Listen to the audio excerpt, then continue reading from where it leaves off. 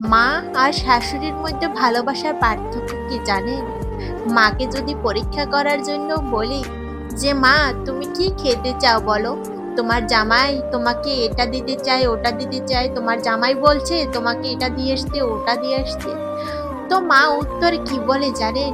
বলে বাবা তোরা যে আমাকে বলছিস এতেই আমার পেট ভরে গেছে, তোরা অনেক অনেক সুখী হ বাবা, তোরা সংসার জীবনে অনেক অনেক সুখী হ, তোদের দাম্পত্য জীবন অনেক সুখের হোক।